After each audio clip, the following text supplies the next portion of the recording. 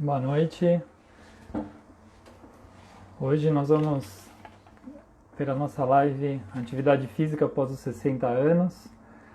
É um tema que eu gosto muito porque cada vez mais a gente percebe que a atividade física é importante não só para os jovens, para os adultos, mas também para o pessoal da melhor idade. Então, hoje o nosso convidado vai ser o Dr. Lucas Jankauskas. Vamos ver se ele já está aqui para a gente poder colocar ele aqui na transmissão. Já está aqui.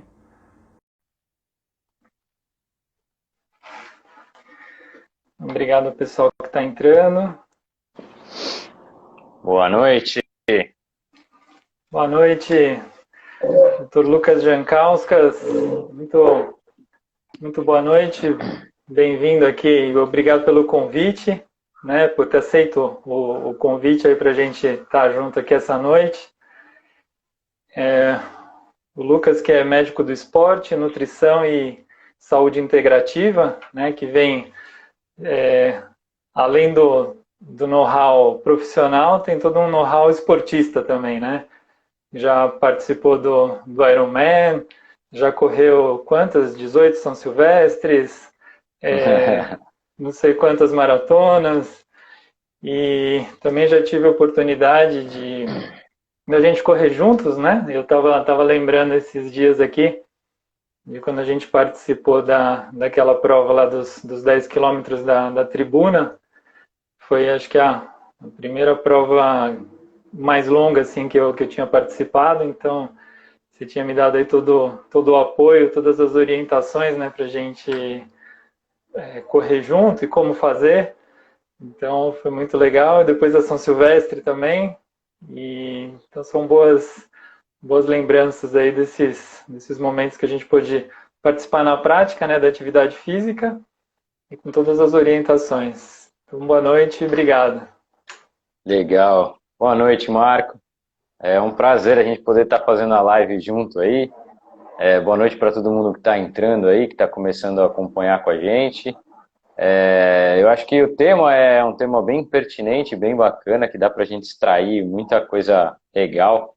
E na realidade é isso, assim, a questão da medicina esportiva, ela já veio como uma forma de curiosidade mesmo, por já estar em muito contato com o meio esportivo, tudo. Então sempre houve uma curiosidade no sentido do que a gente poderia fazer para melhorar a máquina humana, a performance humana, como era o funcionamento dessa máquina tão engenhosa, né?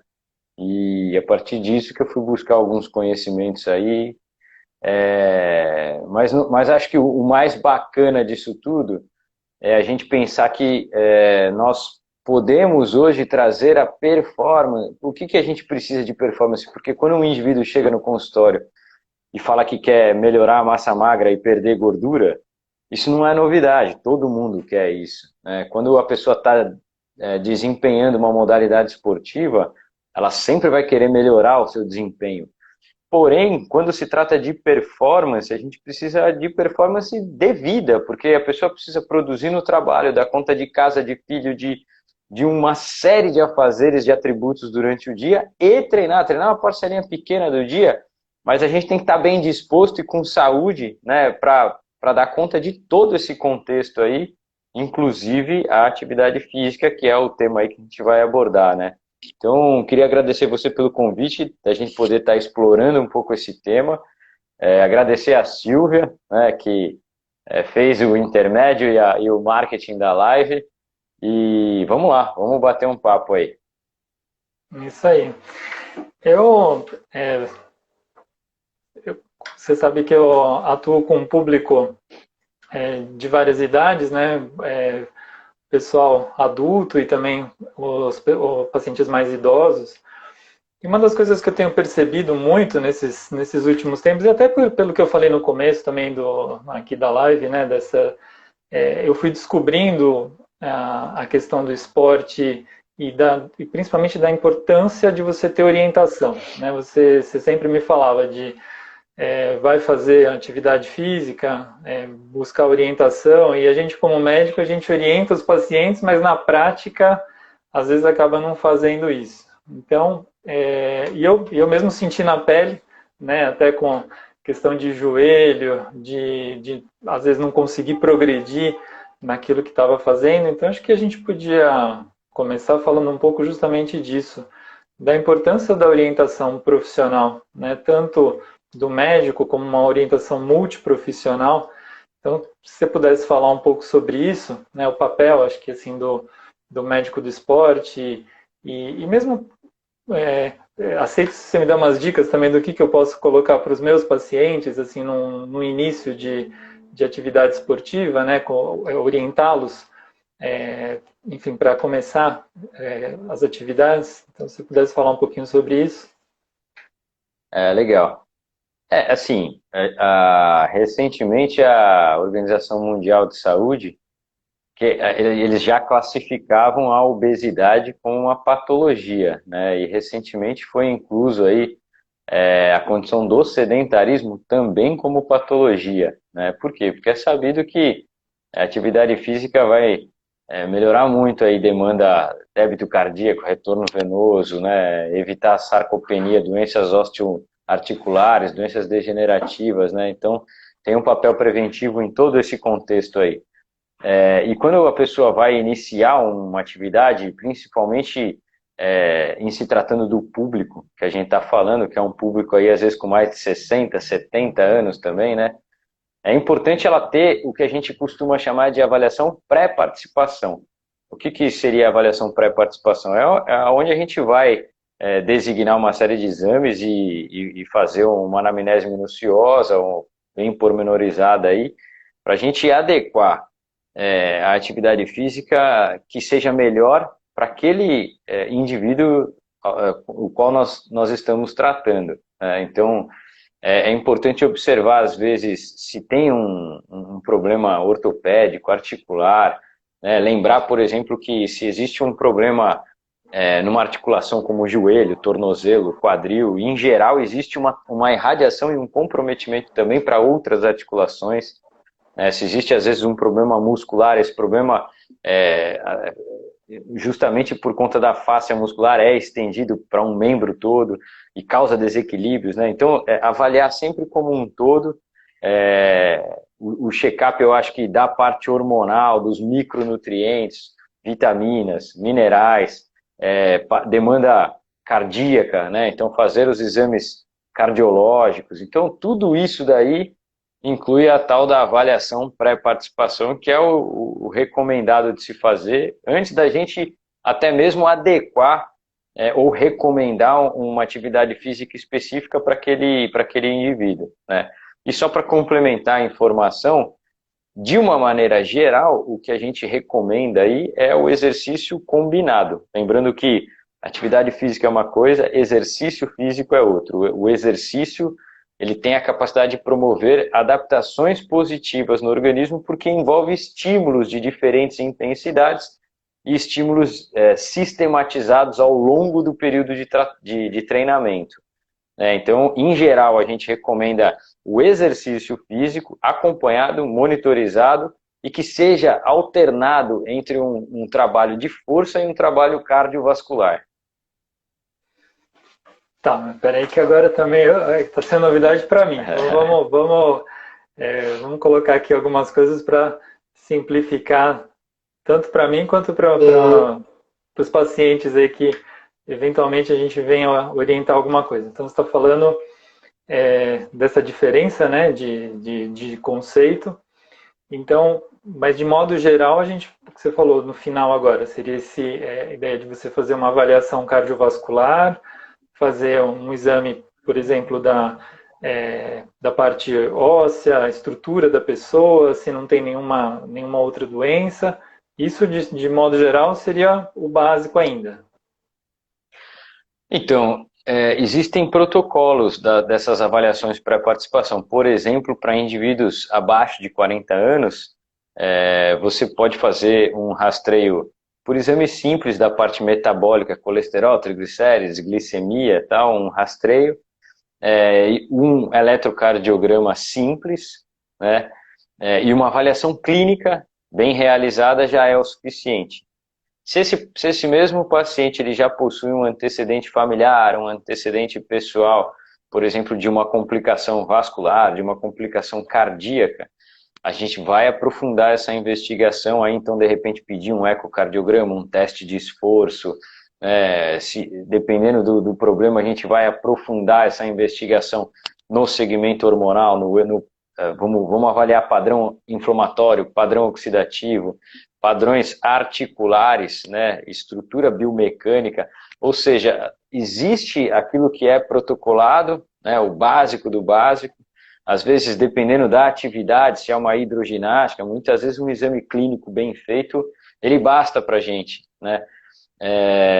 Agora, a gente pode ir aprofundando e ampliando esse leque de investigação aí à medida que a gente vai se deparando com alguns problemas, né, que já são antecedentes pessoais aí, ou familiares do paciente, né, e aí a gente pode aprofundar essa investigação aí.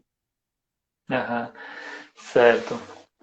E aí, então, por exemplo, aí a partir do momento então, que a gente fez essa investigação, acho que a individualização, né, também acho que eu usaria, diante disso tudo que você está falando, me vem na cabeça assim a questão da individualização. Então, principalmente para que as pessoas não achem que assim às vezes aquilo que é bom para mim, que está sendo bom para o outro, vai ser necessariamente bom para mim também.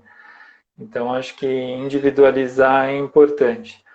Agora, a partir do momento então que a pessoa fez essa avaliação, já fez a consulta, a gente avaliou clinicamente. Então, por exemplo, quando você vai iniciar um tipo de atividade, é lógico que eu acho que depende também do gosto, né, de cada um, tudo, mas para uma pessoa realmente sedentária, uma pessoa a partir aí, vamos colocar para manter o foco a partir de 60 anos, uma pessoa que queira começar a fazer algum tipo de atividade. O que a gente poderia orientar assim de modo geral para que seja realmente efetivo, né? Porque às vezes a gente vê aquilo, eu caminho todo dia, mas você caminha onde? Já dentro de casa, porque eu vou arrumar o quarto, ou eu vou trabalhar, eu ando dentro do escritório, e entendo que isso não é desse tipo de atividade que a gente está falando, né? Então, para a gente poder orientar, para que a pessoa se anime e comece a fazer alguma coisa, o que a gente poderia orientar para as pessoas? Então, é importante, é bem legal as pessoas começarem a ter uma diferenciação nesse sentido, porque, por exemplo, quando você fala em atividade física, a pessoa está fazendo uma faxina em casa, por exemplo, é uma atividade física, né? Ela subir numa escada é uma atividade física. De repente ela deixar de pegar o elevador do prédio, subir e descer os andares de escada, não deixa de ser uma atividade física, caminhar até um supermercado e tal. Então, isso tudo é atividade física. O que a gente preconiza aí para esse público acima dos 60 anos é uma atividade física sistematizada. Por quê? Porque justamente para realizar as funções do dia a dia, às vezes o idoso ele perde a capacidade de ter uma boa contração muscular, né, de ter o mínimo de força ali. Você quer ver um exemplo disso? Às vezes o idoso ele senta no vaso sanitário, por exemplo, que em geral é mais baixo que a cadeira, e às vezes para se levantar ele tem que apoiar em algum lugar, tá? Ou seja, a musculatura do quadríceps ali já não está eficiente para realizar o ato dele levantar da cadeira, ou do vaso, enfim, né? De repente, levantar um pacote de compra, alguma coisa para guardar no armário, pegar alguma coisa lá de cima, né? Tarefas que a gente executa no nosso dia a dia, às vezes ficam difíceis, né? Onerosas para quem já tem mais idade. Uhum. Inclusive, onde a perda muscular é significativa, a gente começa a ter condições patológicas mesmo, por exemplo, a sarcopenia, né, que é muito comum no idoso, é uma perda muscular substancial. Existem uma série de tratamentos hoje para sarcopenia, mas quando a gente fala em orientar uma atividade física para esse público, é justamente fazer um trabalho onde a pessoa possa melhorar a condição de força, né, melhorar o tônus muscular, a contração muscular, para quê? Até para as tarefas do dia a dia serem mais eficazes, mais efetivas, né? E, logicamente, isso deveria ser combinado com algum exercício aeróbico, por exemplo, uma caminhada, uma bicicleta, uma natação, né, para a gente conseguir conciliar aí os dois estímulos e ter tanto uma melhora adaptativa da condição cardiovascular, né? Lógico que a gente tem que ter em mente o seguinte, para que isso? Porque um coração mais eficiente, ele vai, um coração que já trabalhou aí através da atividade física sistematizada, ele vai ficar muito mais eficiente em fazer o trabalho de bombeamento cardíaco e isso vai permitir com que eu poupe trabalho cardíaco ao longo da vida, né? Então é essa melhora cardiovascular que a gente quer, alternando esse trabalho com a melhora de força, né? Principalmente para as funções diárias aí. A gente deve então indicar musculação para o idoso? Inclusive é uma pergunta que surgiu aqui. Você acha que a musculação é importante? A musculação é item obrigatório para o idoso, né? Não que ele precise ir para a academia levantar um caminhão de peso, não é isso. Hoje até isso até pode ser trabalhado sob o ponto de vista do exercício funcional, por exemplo, né?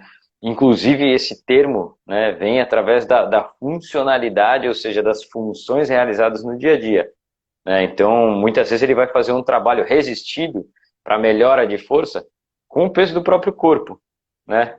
Mas esse trabalho de força ou trabalho resistido que a gente chama, seja ele feito através de um treino funcional ou através da musculação mesmo na academia, ele é quase que um item obrigatório para o idoso. Até porque a gente consegue treinar a parte de força com estímulos aeróbicos. O contrário não, né? O exercício aeróbico dificilmente ele vai ter um incremento aí especificamente para a melhora da força.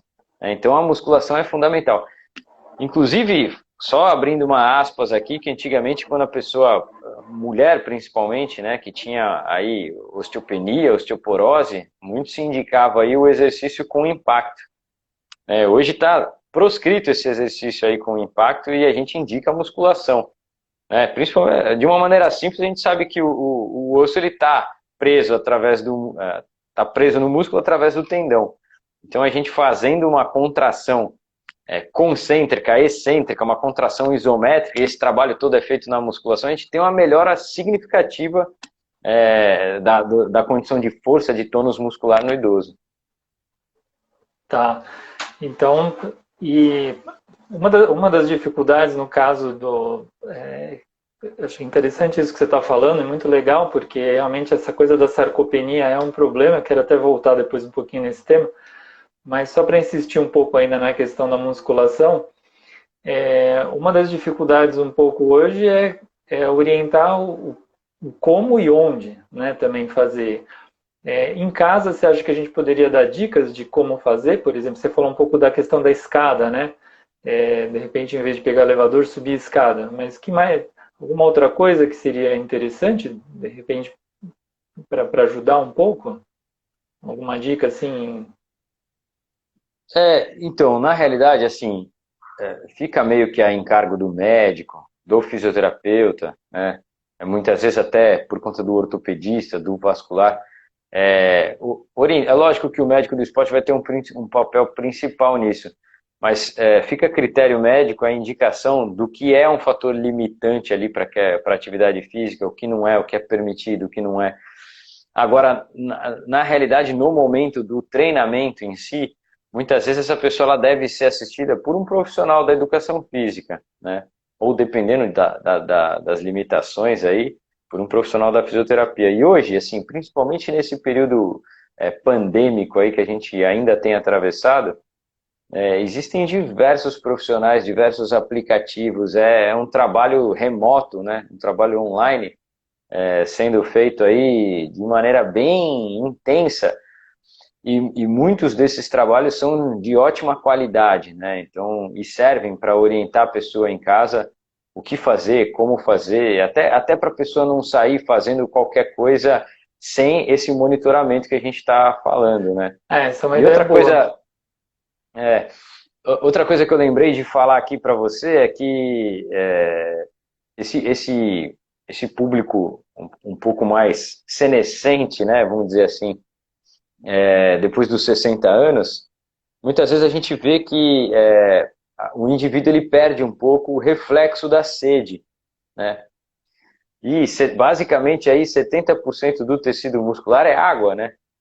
Então, você vê como passa pela condição clínica também do paciente, né? Então, precisa manter uma boa hidratação, repor aí os déficits, né, de micronutrientes, porque de uma maneira geral a gente vive num ambiente extremamente tóxico. Se você for parar para pensar, a gente está submetido a uma alimentação industrializada, embutida, enlatado, é estabilizante, farinha branca, é agrotóxico, é água com metal pesado, produto químico em contato com o corpo o dia todo, é estresse, é sono irregular. Então, o eixo oxidativo é grande, né? E muitas vezes nos conduzem aí a desequilíbrios. Então hoje, principalmente para quem treina em alta performance ou para o idoso, a gente tem condição de não só normalizar, mas muitas vezes otimizar algumas vitaminas, alguns minerais frente àquilo que a gente está objetivando. Então é um trabalho conjunto, né, da parte clínica, sistêmica, com a atividade física. Eu acho super legal isso que você está falando, porque assim, até posso falar por experiência pessoal, essa questão da orientação, né, e que você bateu um pouco agora na questão dos diversos médicos, do fisioterapeuta, do profissional de atividade física. Assim, eu fiz muita coisa errada, né, assim, uma delas era treinar sem ter orientação. E aí com isso eu acabei desenvolvendo também, por exemplo, o problema de joelho, né? E aí uma das coisas que eu achei muito legal e que eu coloco na minha prática hoje é insistir nisso, essa questão da orientação.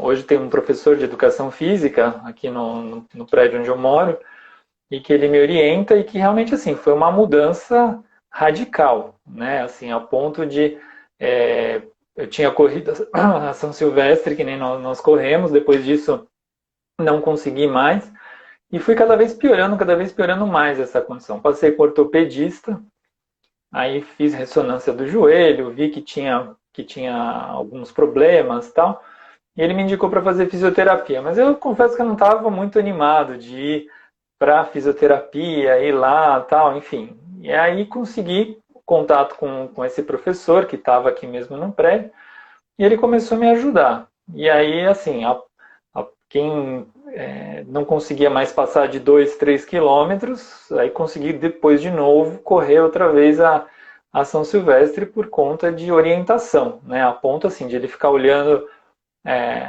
o modo como a minha perna dava as passadas, me insistia muito com isso, esse negócio da hidratação era uma chatice, né? Porque assim, eu ia fazer atividade, ele me fazia voltar para pegar a garrafa, colocar água, ficar lá junto. E realmente você percebe a diferença, né? Quando você começa a seguir essas orientações, faz toda a diferença. Então eu acho muito importante.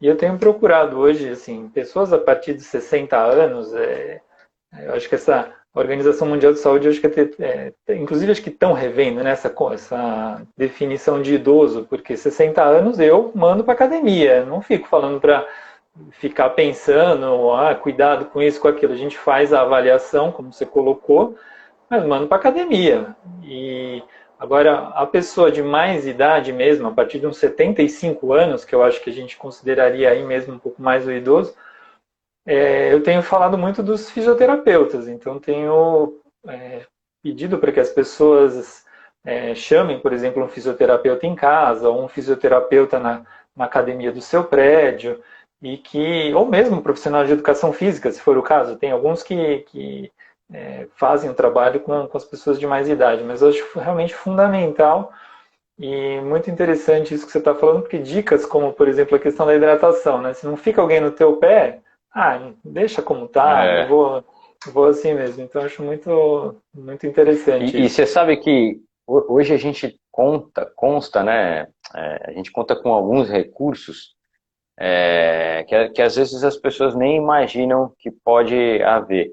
Por exemplo, você citou o teu caso aí com relação a essa questão toda da corrida, tudo. Então, por exemplo, Hoje tem estúdios aí que analisam a biomecânica do corredor de maneira dinâmica, ou seja, o profissional capacitado aí vai te colocar na esteira, vai filmar, vai analisar toda a tua passada, a tua biomecânica, vai perguntar para você os objetivos que você tem, se é participar de alguma prova, se é uma corrida mais recreativa, e aí vai fazer uma análise ali da tua pisada, que a gente chama de baropodometria, né? E aí vai poder te indicar, por exemplo, o tênis correto, a palmilha correta, né? E aí ele pode colocar esse tênis para você repetir o teste na esteira, né? Até você alinhar aquele produto que é melhor indicado para você, né? No caso da bicicleta, por exemplo, existem os bike fits, né? O bike fit é como se você ajustasse a bicicleta a fim de vesti-la, né? Como se você vestisse a tua camiseta, você vai vestir a sua bike, né? Então, altura e recuo, avanço de selim, né? Altura do guidão, do manete, né? Análise biomecânica entre as articulações do corpo, para você saber qual é uma postura mais favorável que não vai comprometer as suas articulações, né? Então, para quem busca também um trabalhinho assim mais de excelência, independente da idade, né? Porque, como você falou, hoje tem pessoas aí de 60 anos treinando como se tivesse 40, né? Então, isso está acessível para todo mundo, mas muita gente não tem o acesso, o conhecimento, a informação, né? Então, também a gente é importante levar, divulgar, né? Que existem esses trabalhos aí a serem feitos, assim como, por exemplo, trabalho do ponto de vista metabólico, né? Você pode pôr o indivíduo na esteira para correr, e falar, você vai fazer, por exemplo, a São Silvestre? Vou. Qual que é o teu ritmo de prova numa São Silvestre? É 6 minutos o quilômetro, então corre a 6 minutos o quilômetro. E aí você vai ver o que você consome naquela intensidade, né? Então ele vai, por exemplo, o teste vai te falar, olha, você consome 20 gramas de carboidrato por hora. Você sabe que a tua reposição, né, de carboidrato durante a prova tem que ser aquilo. Eles calculam com também a hidratação e tal. Então, é uma série de recursos para ajudar não só o idoso, mas qualquer indivíduo a ter uma assistência mais individualizada, né? E que esse treino aí possa trazer cada vez mais benefício, né, para a pessoa, né? Às vezes, quanto mais aparato a gente tem, melhor é o resultado, né? A Silvia está lembrando aqui que na São Silvestre a gente encontrou uma senhora que tinha mais ou menos uns 80 anos e que estava bem, estava firme e forte lá correndo. Eu me lembro que também numa outra vez que eu corri também encontrei pessoas de bastante idade e acho que isso realmente, como você fala, se você tem esses aparatos hoje, a pessoa pode chegar nessa idade realmente bem, né, correndo bem e ela até colocou aqui que ela estava melhor do que muito mocinho, né, essa senhora que estava correndo. Por outro lado, também teve uma outra pergunta aqui que alguém colocou aqui que corre de 10, acho que foi o Cristiano, se não me engano, corre 10, 15 quilômetros e não hidrata. E estava perguntando quais as consequências disso na corrida. De você correr isso e não hidratar. Um abraço para o Cristiano aí, amigo nosso aqui. Na realidade, uma corrida de 10 quilômetros aí, você calcula que um atleta amador faça aí de 50 minutos a 1 hora, ou às vezes que passe um pouquinho de 1 hora, né? Então, dificilmente vai se estender por mais tempo que isso. O que a gente orienta? Que seja feita uma hidratação ao longo do dia, né? Não só no período do treinamento. Então, existe uma hidratação que deve ser feita no pré-treino, no intratreino, no pós-treino. Agora, é obrigatório durante o treino fazer essa hidratação?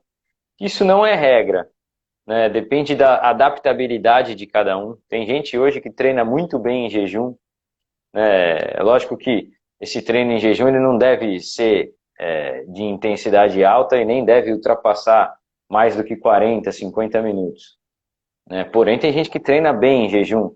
Então tem gente que fez uma hidratação super bem realizada aí nas 4 horas que antecedem o treino e aí durante aquele período de treinamento a pessoa se sente bem sem hidratar, não tem problema nenhum. O importante é, pelo menos 4 horas antes do treino, fazer a hidratação da maneira correta, né? A gente usa uma continha básica aí que é cerca de 3 litros e 200 ml para uma pessoa de 70 quilos, né? Então, você vê que 3 litros e meio, isso tem que ser distribuído ao longo do dia. Então pode ser, por exemplo, distribuído antes e depois. O que não pode é a pessoa não hidratar durante o treino e ainda depois deixar esse déficit perpetuar, né? Por quê? Porque aí não vai ter a reconstituição da fibra muscular. Então uma fibra muscular que não é bem recuperada e não volta a ter a sua integridade, ela não provoca adaptação positiva no corpo, só adaptação negativa, né? Então, muitas vezes você não está melhorando com o treino, você está piorando. Tá, entendi. E aí no caso do... E ainda se a gente voltar um pouquinho para a questão do idoso, então também seria importante... Também vale essa recomendação do antes ou durante um treino? Ou alguma recomendação mais específica? Dele Então, se do hidratar idoso, ou não durante uma atividade física? para o idoso, é lógico que a gente já sempre vai ter um pouco mais de atenção, até porque existem algumas condições clínicas que precisam ser observadas com antecedência.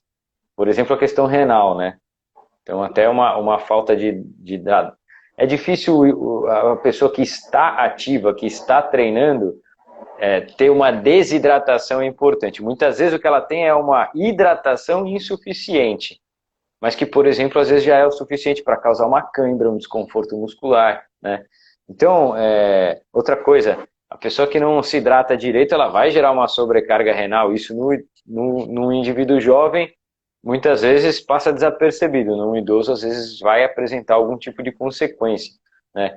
Para um idoso que tem, por exemplo, uma insuficiência cardíaca, que precisa de uma limitação de líquido, isso também tem que ser revisto, né? Então, a questão da hidratação no idoso é importante, é mais importante do que no indivíduo jovem, muitas vezes, principalmente porque ele perde um pouco o reflexo de sede, então ele tende naturalmente a se hidratar menos, né? Porém, a gente precisa observar essas condições clínicas aí, indivíduo a indivíduo, né? Tá. Agora, Lucas, eu anotei aqui que eu queria voltar um pouquinho num tema que você comentou lá atrás, que você falou que tinham tratamentos interessantes para a questão da sarcopenia, né? Sarcopenia, assim, para quem não sabe, é essa perda muscular que o idoso tem no passar dos anos, que acaba tendo dificuldade, como ele falou, para se levantar, para se locomover. E você falou que tem tratamentos interessantes, teriam algumas recomendações, e eu acho que isso está bem realmente ligado com a questão também da atividade física, né? Eu realmente não tenho mais me preocupado muito com a questão da idade para recomendar, por exemplo, que o idoso faça atividade física.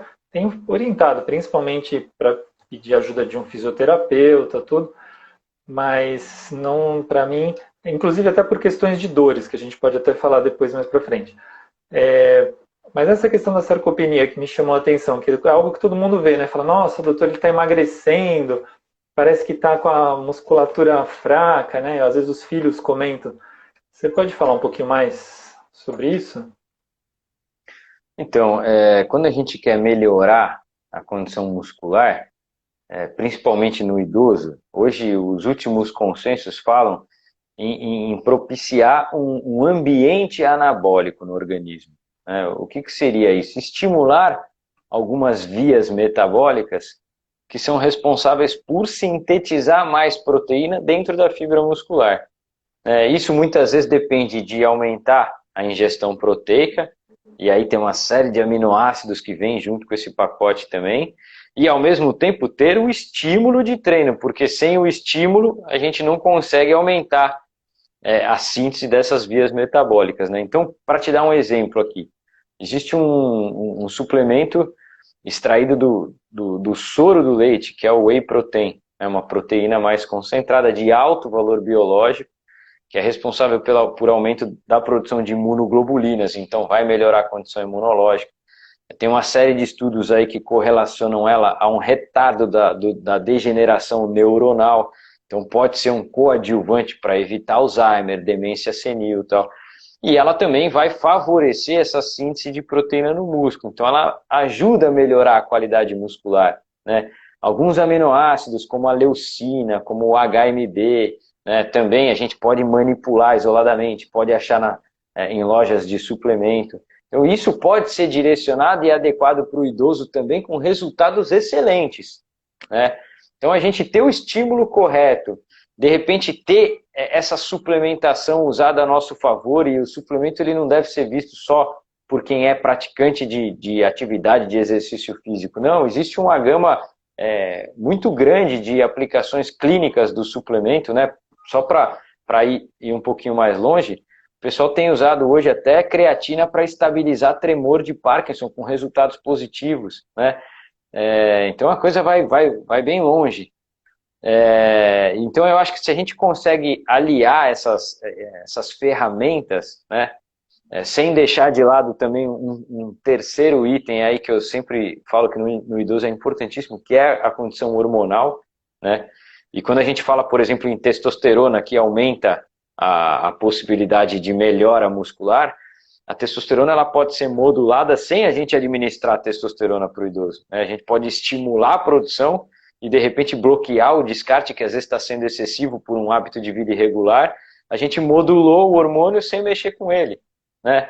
Então, você vê como a gente tem recurso para trabalhar, né? E assim, fazendo tudo isso, é claro que a condição muscular do idoso dá um salto enorme, assim, e o que isso representa para uma melhora na qualidade de vida, isso é algo sem tamanho, né? Uhum. Não, fantástico. Acho que e é legal porque basta querer, né? Acho que assim, hoje em dia, pelo que você está falando, então assim, os recursos são muitos. Eu tenho orientado as atividades, mas assim, eu acho que você está abrindo, ampliando mais o leque de opções, do que a gente tem disponível hoje. Então acho que é bem legal isso, e é bom saber que realmente a gente tem todas essas possibilidades para oferecer para as pessoas, inclusive até para que procurem, né, o médico do esporte, que procurem outros profissionais também para poder indicar, né, esses recursos todos, quer seja um recurso tecnológico, como um aplicativo, ou mesmo um recurso de uma proteína, como você está falando agora. Muito legal. Que a sarcopenia realmente é algo que atrapalha bastante a gente assim no dia a dia, né? Eu vejo que às vezes é algo que a gente tem que tentar trabalhar. E na questão, agora pensando um pouquinho na questão das dores, né? Lógico que todo tipo de dor tem que ser bem avaliada, a gente tem que fazer um diagnóstico exato do que está acontecendo, diagnósticos diferenciais, mas eu tenho percebido que muita gente às vezes quer colocar as fichas num remédio, né, para melhorar dores articulares, ou às vezes até dores musculares mesmo, e às vezes, eu vejo que em muitas situações não resolve. Apaga o incêndio na hora, você consegue ali ser paliativo naquele momento, mas a dor volta, né? E pessoas que a gente encaminha, por exemplo, para fisioterapia, para fazer movimentação, para fazer atividade física, acabam se beneficiando muito. Você tem isso como experiência também, assim, de ver que a atividade física pode contribuir nessa questão osteomuscular, osteoarticular? Totalmente, né? E não só a atividade física, como algumas terapias coadjuvantes também, né? Algumas delas eu até faço uso, né, frente aos pacientes. Por exemplo, o uso da laser terapia, da fitoterapia, da aromoterapia, né? Então, existe um leque aí para ser trabalhado em busca de você prover alcalinidade, por exemplo, para esse paciente, né? Tirar trabalhar o meio ácido, às vezes o organismo dele se encontra, né? E ter a atividade física bem adequada nesse sentido. Por exemplo, não existe tratamento de fibromialgia, por exemplo, sem a inclusão da atividade física diária, né? Diária. As pessoas às vezes perguntam essa questão também, na pandemia, o que que é bacana fazer, o que que não é. Se eu tiver em vista o que a gente comentou lá no comecinho da live, que é sempre tentar intercalar a atividade física resistida, o trabalho de força com o treinamento aeróbico, eu tenho que ter em mente também que isso é um trabalho diário, isso precisa ser incorporado à minha rotina, né? E a melhora de dor desses pacientes aí, de quadro álgico, de doenças osteoarticulares, né, da própria sarcopenia aí, e outra coisa, não é nem só isso, né, Marco? A gente tem visto aí, inclusive a gente estava comentando um pouquinho antes de começar a live, a questão da ansiedade, do estresse, uma série de atribuições psíquicas que principalmente esse período de pandemia causou nas pessoas, né?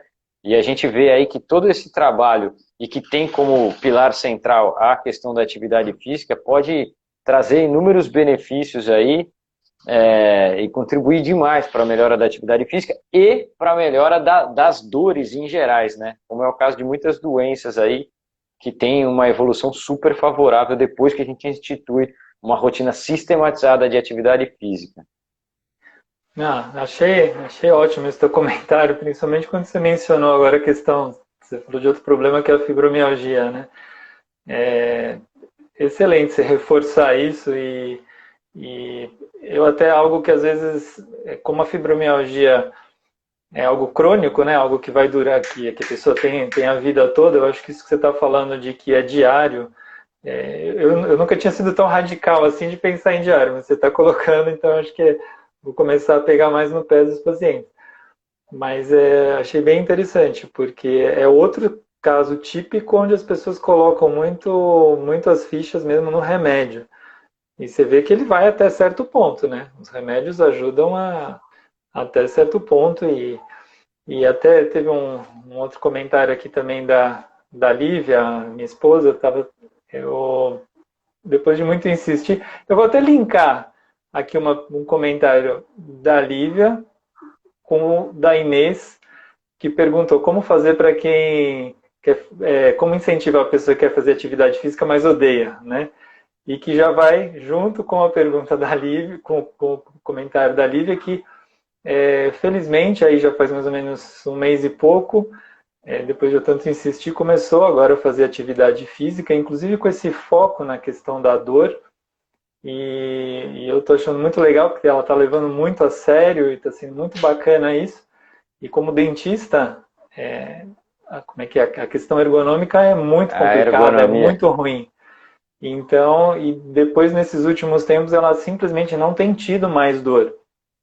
Eu insisti muito, assim, anos de insistência na atividade física e agora começou aí e viu que realmente melhora muito, né? Não, simplesmente não tem tido mais dor. Então, se eu puder juntar essas duas coisas, o benefício junto com quem odeia, né? E o benefício, como fazer para incentivar? A Simone colocou aqui que a gente precisa muitas vezes ressignificar o movimento, né? E é justamente isso, assim, a atividade física, o exercício físico é uma coisa que, assim, vai ter que fazer. Se quiser pensar em prolongar a vida, em ter longevidade celular, longevidade, né, de uma maneira geral, bem-estar mesmo, vai ter que fazer atividade física, não tem como escapar. Agora, a pessoa, eu acho que só consegue sistematizar essa atividade física e incorporar isso aí na rotina diária como parte dos seus atributos aí, se a pessoa conseguir enxergar algum resultado disso, né? Se a pessoa de repente vai lá, se esforça, coloca empenho e não vê resultado nenhum, não existe algo mais desmotivante, né? Então muitas vezes a questão é saber exatamente isso. Vem cá, você está fazendo atividade física, por exemplo, para emagrecimento, para perda de gordura, e não está notando nada de emagrecimento, assim, o que está acontecendo? Provavelmente o pilar metabólico dela está em desordem. Eixo tireoidiano, eixo hormonal, de repente uma vitamina D, né, série vermelha em déficit. Então, de repente, achar o problema, equalizar isso daí e colocar a pessoa para nadar realmente a favor da correnteza, né? E eu acho que, assim, trazendo a possibilidade de ganhos positivos, de resultados efetivos aí para o paciente, uma vez que ele observa esses resultados aí, a coisa torna-se muito motivante, né? Então, a gente cansa de ver esses exemplos aí de gente que, mulher, pô, só para traçar um comparativo, mulher que às vezes vem de anos usando anticoncepcional, né, e com o eixo hormonal todo bagunçado, assim, uma vez que você regula isso daí, e ela começa a ver resultado da atividade física que ela já fazia há anos, por exemplo, pô, a felicidade assim, é indescritível por parte do paciente, né? Então eu acho que assim, oferecer a possibilidade do indivíduo ter retorno, ter resultado, né? Visualizar esses ganhos aí, essa melhora através do exercício. Bacana. Interessante. Eu acho que essa coisa que você falou de você ter realmente o objetivo e você conseguir enxergar, porque realmente é desmotivador, né? Muita gente começa às vezes a fazer e larga, acho que pela falta do conjunto de tudo isso que a gente conversou até agora, né? De você ter uma orientação, você enxergar a importância, e esse comentário que você fez que você fez agora também, se quer chegar aos 80, 90, 100 anos, vai ter que realmente fazer alguma coisa, né? Eu tive, faz 3 dias, eu atendi um senhor que chegou lá no consultório, ele veio andando, conversando comigo normalmente, né? Eu já tinha visto a idade dele no prontuário, mas eu falei, deixa eu checar se isso aqui não tá certo mesmo, se não é aqueles erros de sistema, né? De cadastro.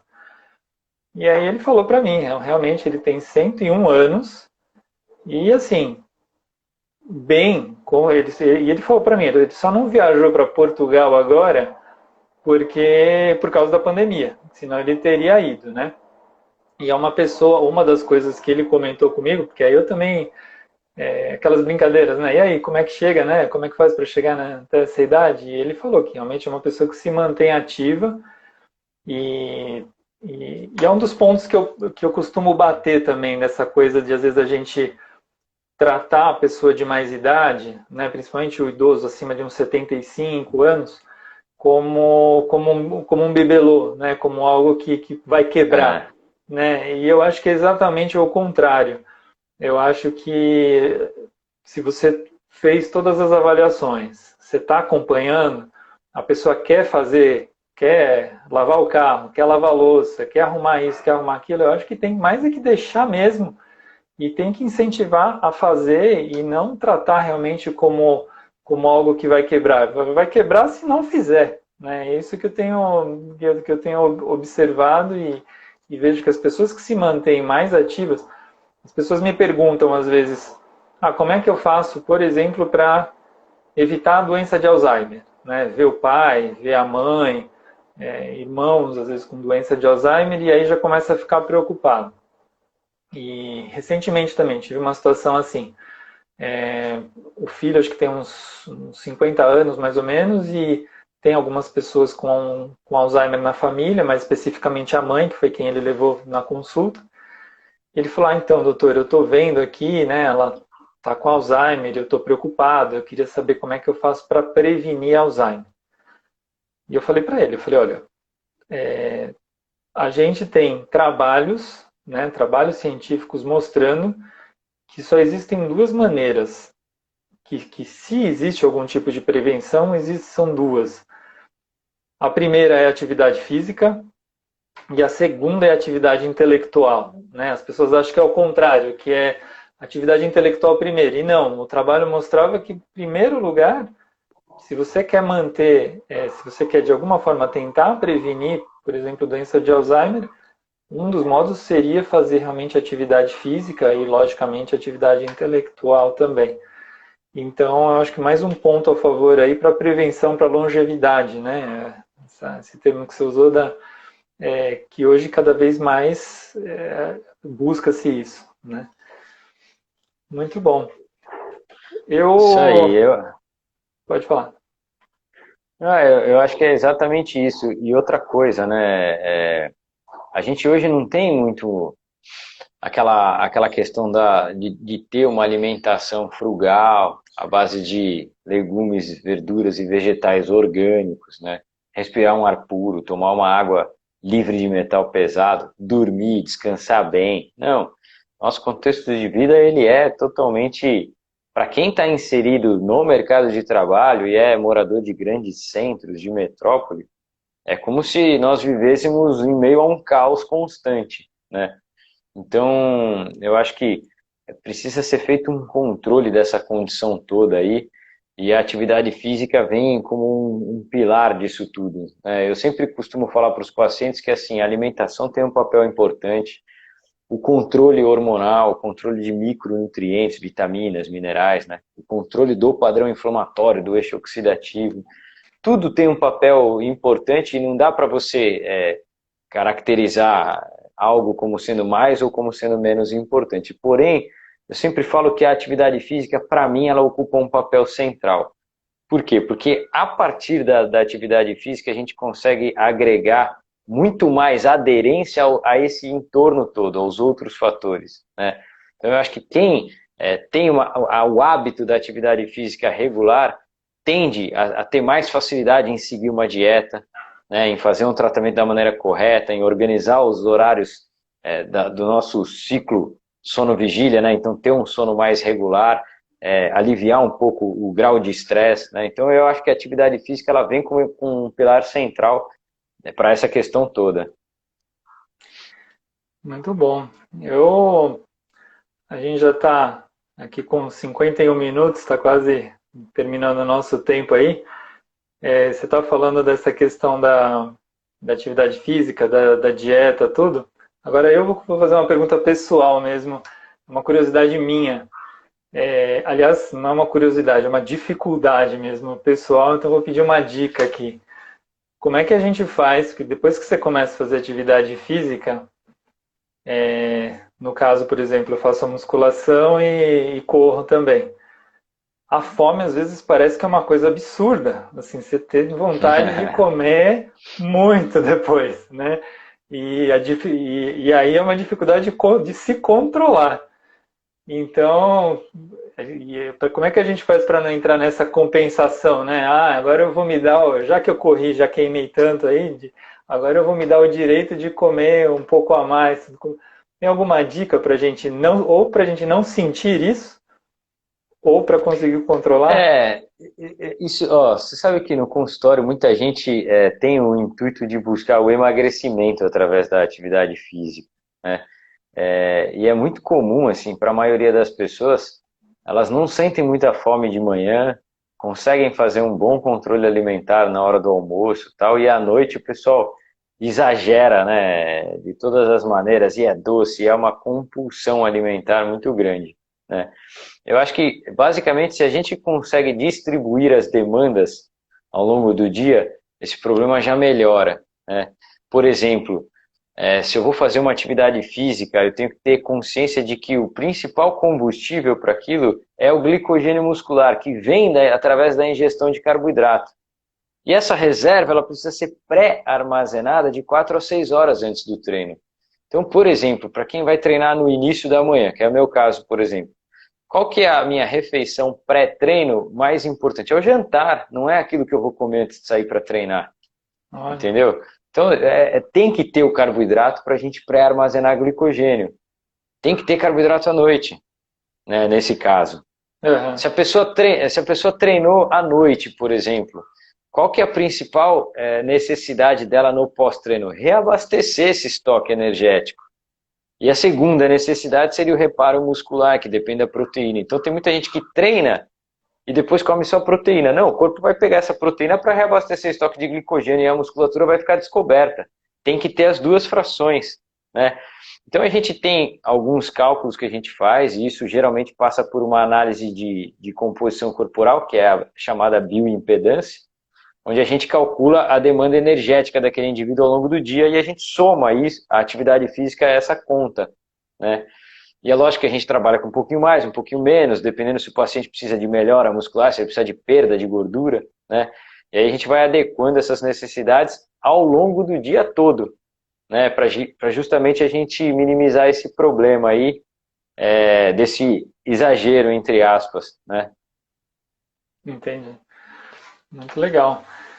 Então, é, bom, última pergunta aqui é justamente na linha do que você está falando. Quem treina à noite, seria bom comer então carboidrato no almoço?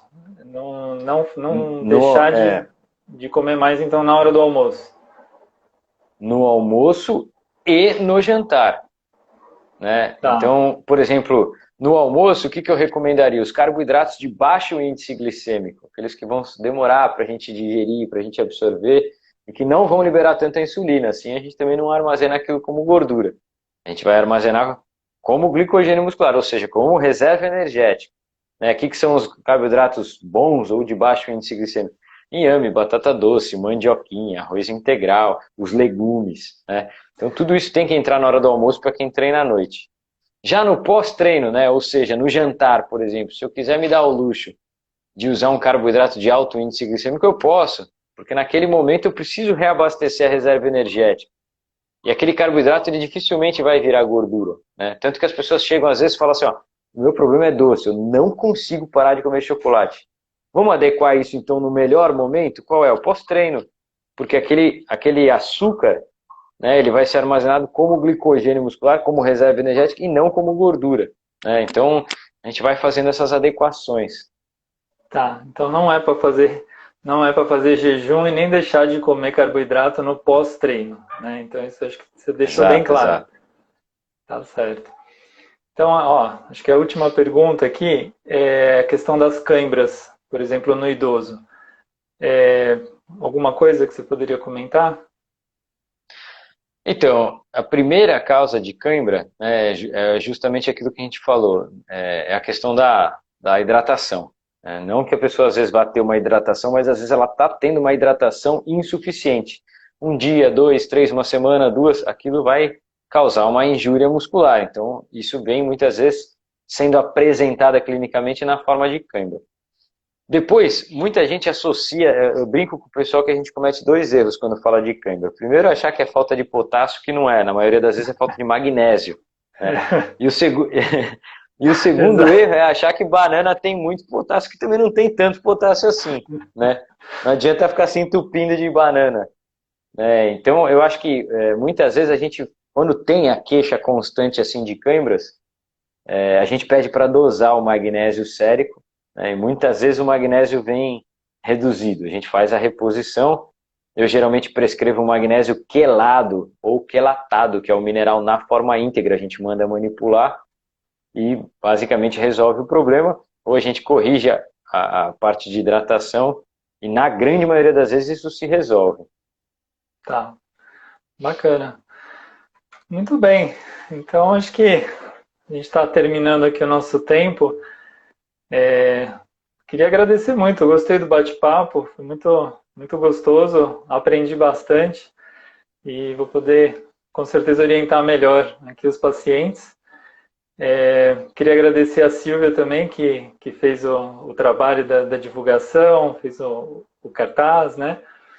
E, e te agradecer, Lucas, realmente foi muito bom, obrigado aí por ter aceitado a gente gastar esse tempo aí conversando sobre esse tema que realmente eu cada vez estou mais entusiasmado em indicar atividade física para as pessoas. Ah, eu que agradeço, Marco. É um prazer. Eu acho que e outra coisa, né? É um assunto que traz, agrega informação aí. Não, você compartilha um pouco a mesma linha que eu quando a gente pensa em medicina, né? Que é sair um pouco daquela condição de tratar a doença. A gente quer prevenir a doença, a gente quer trabalhar com saúde. Tem muito médico que o cara é intensivista, por exemplo, falar, eu sou da área da saúde. Não, ele é da área da doença, né? Então a gente tem como trabalhar hoje saúde, é um conhecimento que está sendo muito buscado, né? As pessoas estão tendo acesso a esse conhecimento.